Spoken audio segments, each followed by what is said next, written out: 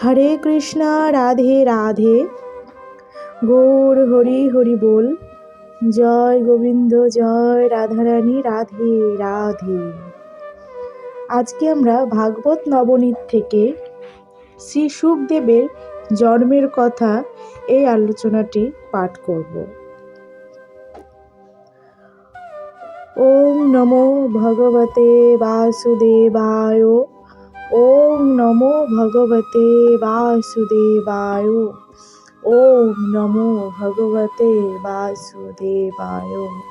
ওম হরি তৎসৎ। শ্রী শুকদেবের জন্মের কথা।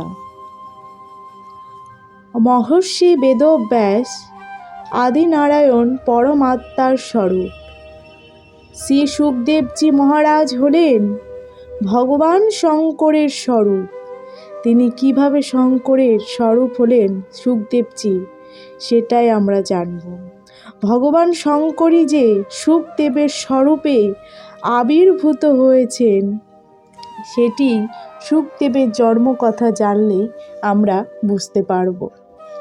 এটি লক্ষণীয় যে দেবর্ষি নারদ যেখানেই গমন করেন, সেখানেই একটু কলহ সৃষ্টি করেন, কিন্তু সেই কলহ জগতের কল্যাণী হয়ে থাকে। একজনের নয়, অনেকের নয়, জনসাধারণ সর্বলোকের অনেকের কল্যাণের জন্যই শ্রী নারদ এমন করে থাকেন। একবার এমন হলো, অনেক জীবের কল্যাণের জন্য তিনি একটু কলহ সৃষ্টি করলেন। কৈলাস ধামে ভগবান শঙ্কর অধিকাংশ সময়েই সমাধিতে স্থিত থাকতেন। সমাধি হতে ব্যথিত বা বের হয়েই পার্বতীজিকে রামকথা, কৃষ্ণ কথা শ্রবণ করাতেন। কথা এবং সমাধি ব্যতীত তৃতীয় আর কোনো কাজই ছিল না ভগবান শঙ্করজির। ভগবান শঙ্কর সমাধিতে অবস্থানকালে মাতা পার্বতী শিবলিঙ্গের উপর শিবের পূজা করতেন। শিবলিঙ্গ মানে শিবের চিহ্ন বা শিবেরই স্বরূপ। যেমন শালগ্রাম হলো নারায়ণের নিরাকার স্বরূপ, শালগ্রামে হাত পা মুখ কিছুই নেই। তদ্রূপ শিবলিঙ্গ শিবেরই স্বরূপ। শিব এবং নারায়ণ উভয়েরই সাকার স্বরূপের পূজা হয়। আবার এইরূপভাবে নিরাকার স্বরূপেরও পূজাও হয়ে থাকে।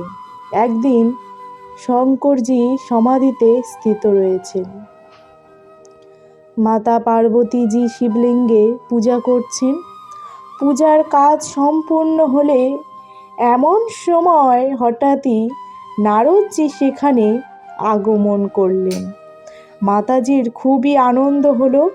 তিনি শঙ্কর ভগবানের জন্য যে ভোগ নিবেদন করেছিলেন, সেই শিব প্রসাদ নারদজিকে প্রদান করল। প্রসাদ পেয়ে তো নারদজি খুবই প্রসন্ন হলেন। তখন নারদজি চিন্তা করলেন, এই শিব প্রসাদ যা আজ আমি পেলাম, সেই প্রসাদ জগতের কল্যাণে জগতের অনেক জীবই যাতে পেতে পারে, সেই জন্য আমি একটু কলহ সৃষ্টি করি।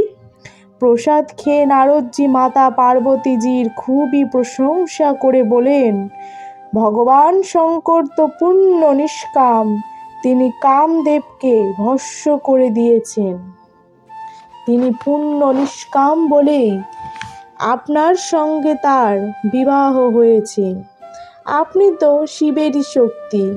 পার্বতী মাতাকে নারদজি যখন এইরূপভাবে প্রশংসা করছেন, তখন মাতাজি বললেন, নারদ শিবজির জন্য আমি যে কত কঠিন তপস্যা করেছি তা আমার মনই জানে।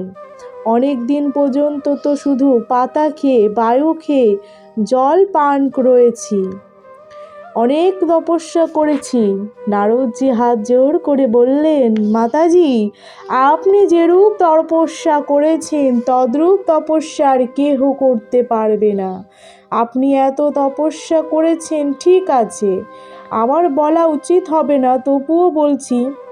পুরুষের স্বভাব হলো পুরুষ কিছুটা নিষ্ঠুর। স্ত্রী সর্বপ্রকার ভোগ প্রদান করা সত্ত্বেও পুরুষ স্ত্রীর প্রতি কিছুটা কপটতা করে। আমার বলা ঠিক হবে না, তবুও বলছি, ক্ষমা করুন। শঙ্কর ভগবান আপনার সঙ্গেও কিছু কথা গোপন করে রেখেছেন। তার এমন করা ঠিক হয়নি। আপনি তো তাকে সর্বস্ব অর্পণ করে দিয়েছেন না, এরূপ কোনো কথা নেই যা আমাকে তিনি না বলে গোপন করে রেখেছেন।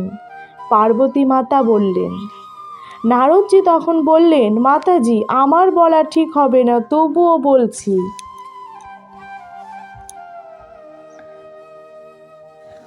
আমি এটুকু বলতে পারি যে শিবজির গলায় যে মুন্ডমালা রয়েছে তা কার মস্তকের আপনি তা জানেন। কদাচিৎ আপনি জিজ্ঞাসা করলেও তিনি প্রকাশ করবেন না। জয় নারায়ণ, নারায়ণ নারায়ণ, আমি এখন যাচ্ছি। নারদজি এই বলে প্রস্থান করলেন। মাতাজি চিন্তা করলেন, আজ সমাধি থেকে বের হলে সর্বপ্রথম এই প্রশ্ন আমি শিবজিকে জিজ্ঞাসা করব, কার মস্তকের মালা আপনি গলায় ধারণ করেন? নারদজি আমাকে বলছেন, জিজ্ঞাসা করলেও আপনি কিছু বলবেন না কেন? এদিকে শঙ্কর ভগবান বের হতেই সীতারাম সীতারাম সীতারাম বলছেন। মাতা পার্বতীজি শিবজির অতিশয় প্রিয়। এর এক কারণ হলো বেদে এরূপ বর্ণনা রয়েছে যে পার্বতী মাতা ব্রহ্মবিদ্যা স্বরূপা। শিব ব্রহ্মস্বরূপ, ব্রহ্মবিদ্যার অধীনে থাকেন।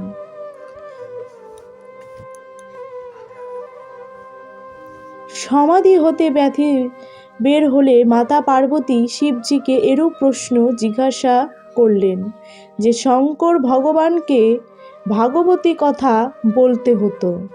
শিবজিকে এরূপ প্রশ্ন জিজ্ঞাসা করতেন যে শঙ্কর ভগবানকে ভাগবতী কথা বলতে হতো।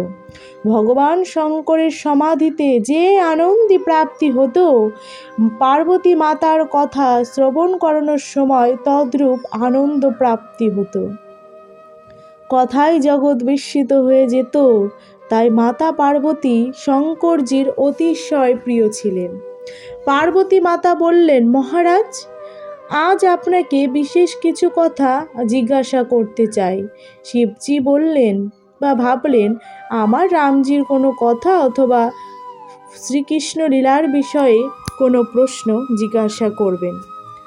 পার্বতী মাতা বললেন, মহারাজ, আজ আপনাকে বিশেষ কিছু কথা জিজ্ঞাসা করতে চাই। তখন শিবজি ভাবলেন হয়তো রামজির বা শ্রীকৃষ্ণ লীলার বিষয়ে কোনো প্রশ্ন জিজ্ঞাসা করবেন। পার্বতী মাতা জিজ্ঞাসা করেন, আপনার গলায় যে মুন্ডমালা রয়েছে তা কার মস্তকের? শিবজি বললেন, এটা কি জিজ্ঞাসা করছো? অন্য কিছু জিজ্ঞাসা করো। আমি রাম কথা বলবো না কৃষ্ণ কথা বলবো? তখন মাতাজি চিন্তা করলেন যে ঠিকই তো, নারদ তো ঠিকই বলেছেন, শিবজি তো গোপন করতে চাইছেন। তাই পার্বতীজি বললেন, আজ রামজির বা শ্রীকৃষ্ণের কথা শ্রবণ না করে জানতে চাই আপনার গলায় যে মুন্ডমালা রয়েছে তা কার মস্তকের, এ সম্বন্ধে বলুন। আজ দ্বিতীয় কিছু শ্রবণ করতে চাই না। শঙ্করজি আশ্চর্য হলেন। আজ পর্যন্ত পার্বতীজি কখনো এমন প্রশ্ন জিজ্ঞাসা করেনি। আজ মনে হচ্ছে তার কোনো গুরুপ্রাপ্তি হয়েছে। শিবজি স্মিত হেসে বললেন, দেবী, এ সকল কথা তোমাকে বললে তুমি দুঃখ পাবে। মাতাজি বললেন, দুঃখ লাগুক, কিন্তু এ কথা আমাকে জানতেই হবে। আপনি কার মস্তকের মালা গলায় পরিধান করেন? পার্বতীজির এরূপ হঠকারিতা দেখে শঙ্কর ভগবান তখন এই কথা বলতে শুরু করেন। ভগবান শঙ্কর বললেন, হে পার্বতী, ভাগবত কথায় সমাধি হয়ে থাকে। সমাধিতে যে আনন্দ তা ভাগবত কথায় প্রাপ্তি হতে পারে, পরমাত্মার দর্শন হতে পারে। কিন্তু মন যার অশুদ্ধ, মলিন কথা শ্রবণে তার আলস্য আসে, মন চঞ্চল হয়। কথা শ্রবণে তুমি সমাধিস্থ হয়ে গেলে আমি কথা বলা বন্ধ করে দেব। কথা বলার সময় আমি চোখ বন্ধ করে কথা বলে থাকি, তাই তুমি এমনটি করো যেন কথা চলাকালে কিছুক্ষণ পর পর হু হু বলবে। পার্বতীজি তাতেই রাজি হলেন। শিবজি মহারাজ কৃতজ্ঞ। শ্রীকৃষ্ণ কথা বলা শুরু হলো। শিবজি মহারাজ চক্ষু বন্ধ করে বলে যাচ্ছেন, শ্রীকৃষ্ণ বংশী বাদন করে সকল জীবকে ডাকছেন, গোপীগণকেও ডাকছেন। এই জীব আমার অংশ, অংশ হওয়া সত্ত্বেও পৃথক হয়ে গেছে। বংশী বাদন করে তিনি ডাকছেন, আমার নিকট এসে যাও, আমি আনন্দ প্রদান করব। আনন্দ সংসারে নেই, আনন্দ কোনো স্ত্রী বা পুরুষের কাছে নেই। ভগবান শঙ্করের কথা বর্ণনায় পার্বতী মাতার হৃদয়ে শ্রীকৃষ্ণের দর্শন হলো। তিনি তখন সমাধিস্থ হয়ে গেলেন। এখন কে হু এই আওয়াজ করবেন? তখন শঙ্কর ভগবান শ্রীকৃষ্ণের লাস লীলা বর্ণনা করে বলে যাচ্ছেন, ইহা স্ত্রী পুরুষের মিলনের কথা নহে, শুদ্ধ ঈশ্বর এবং জীবের মিলনের বর্ণনা। কিন্তু এদিকে পরমাত্মার সাক্ষাৎ দর্শনে পার্বতীজি পরমাত্মার সঙ্গে এক হয়ে গেলেন। হু আওয়াজ করবেন কি করে? ভগবানের কি অপার লীলা! এক বটবৃক্ষের ছায়ায় একান্ত স্থানে ভগবান শঙ্কর ভগবতী পার্বতীকে যখন এই কথা শ্রবণ করাচ্ছিলেন, তখন সেখানে একটি তোতা পাখি কথা শ্রবণ করছিল। শিবজির মুখে সেই অমর কথা শ্রবণ করে তারই আত্মজ্ঞান হয়ে গেল। তোতাটি দেখল মাতা পার্বতী সমাধিস্থ। কথা এখনো অনেক বাকি। দ্বারকালীলা একাদশ স্কন্দের জ্ঞান লীলাও এখনো বাকি। শিবজি হু ধ্বনি শ্রবণ করতে না পারলে হয়তো এই দিব্য কথার বর্ণনা বন্ধ করে দেবেন। তাই সেই তোতা পাখিটি একটু পরে পরে পার্বতী মায়ের শব্দের মতো হু হু শব্দ উচ্চারণ করতে লাগলো। দশম, একাদশ এবং দ্বাদশ স্কন্দের কথাও বলা পূর্ণ হলো। শিবজি ভগবানের জয় জয়কার করে যখন চক্ষু খোলেন, তখন দেখতে পেলেন যে পার্বতীজি সমাধিস্থ অবস্থায় রয়েছেন, আর বট বৃক্ষের ওপর একটি তোতা পাখি বসে আছে। স্বয়ং শিবজির মুখে সেই দিব্য কথা শ্রবণ করে আত্মজ্ঞান প্রাপ্ত করে পাখিটি পরমানন্দে অবস্থান করছে। একটি তোতা পাখি ভগবানের অমর কথা শ্রবণ করছে। শিবজি ভাবছেন এটা ঠিক হয়নি, তাই সেই তোতা পাখিটিকে মারার জন্য অগ্রসর হলেন। কৈলাসের পাশেই ব্যাস নারায়ণের দিব্য আশ্রম। ব্যাসদেব স্বয়ং প্রত্যক্ষ করে ভাগবত রচনা করছেন। তার রচনার পরে তার চিন্তা হলো, এই পরম ধন কাকে তিনি প্রদান করবেন।